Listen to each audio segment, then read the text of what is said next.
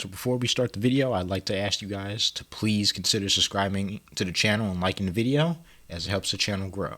So, let's get into it.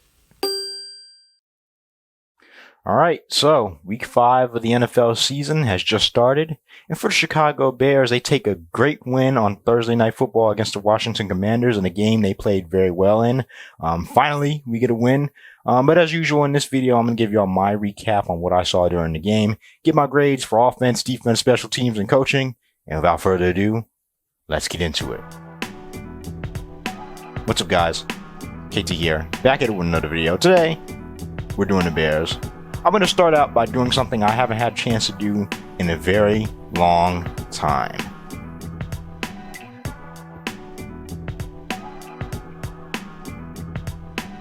That felt good. A nice victory sip right there. I think, this feels good. They haven't won a game in over a year, almost to date. And they finally take a 40-20 win on Thursday Night Football in a game in which they embarrassed the Washington Commanders at home. This feels good. So we're going to get started right away. As usual, we're going to start with the man of the hour and the offense.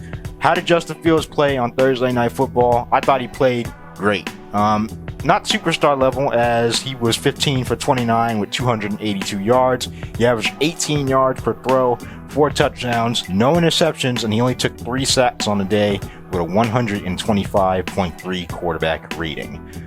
He was good. He was very good. He was decisive with the ball. He looked good, comfortable in the pocket. He got good protection. The ball was jumping out of his hands. You can say the defense wasn't all that great, but you play who was in front of you. I didn't give the Bears a chance to win this game at all because I thought that front four for Washington would be so much better.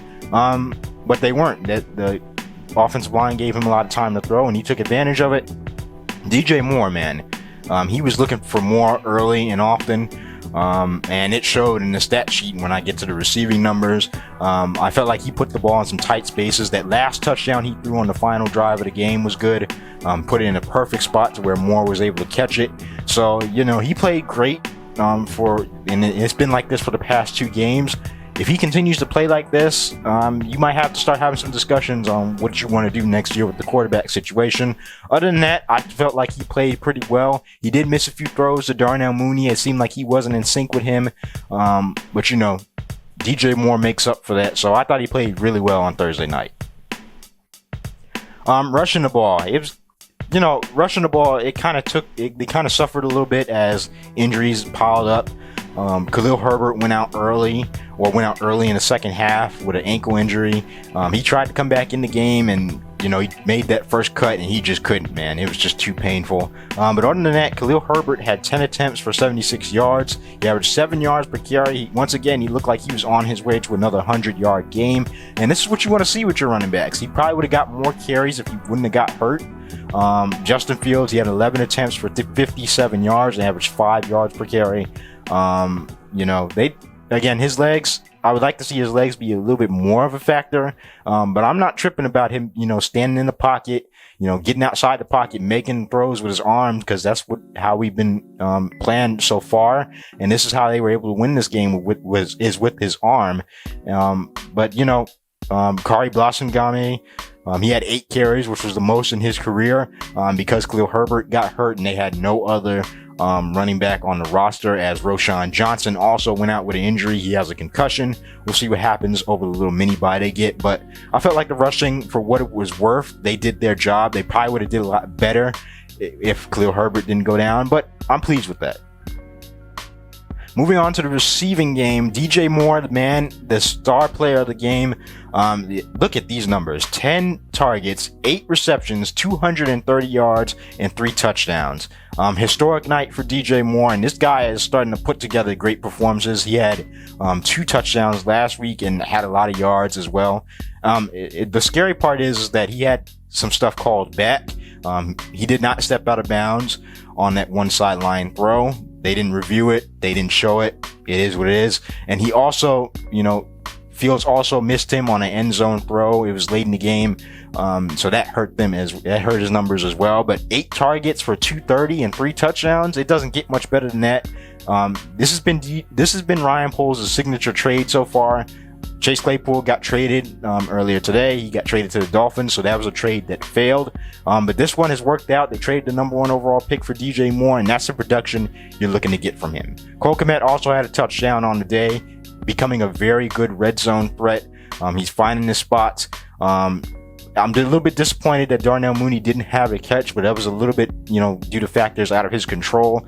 I think once he gets back in sync with Fields, they'll be okay. But the offense, they played great. I thought they did enough to win. They scored 40 points.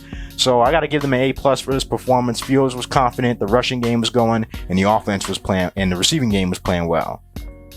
Moving on to defense real quickly. I thought the defense played pretty well. They gave up 20 points again. In the second half, they didn't really play all that well, but in the first half, they were able to force turnovers. Greg Stroman Jr. was the star of that defense. Seven total tackles, 4 solos, 1 tackle for loss, a sack, an interception, and a forced fumble.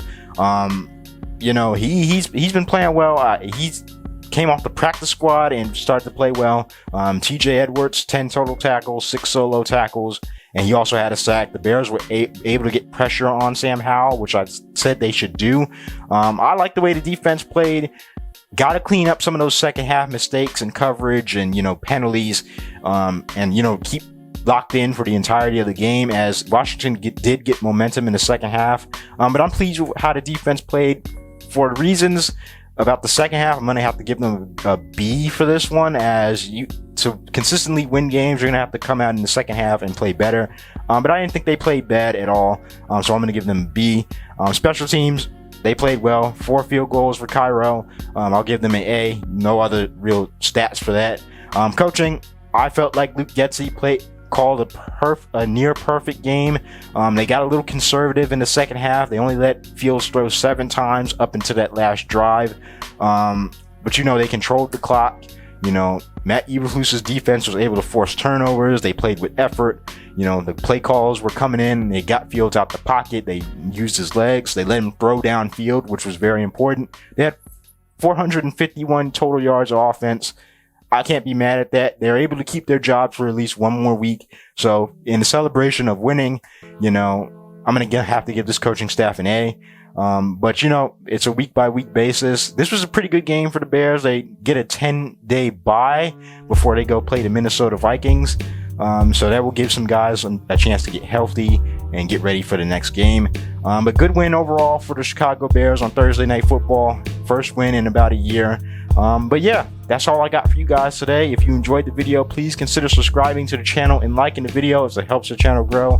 Hit that notification bell so you get notified every time I drop one of these Bears videos. As always, follow me on social media. We got the Vikings next week. And yeah, as always, thank you guys for watching, and I'm out. Bear down. Peace.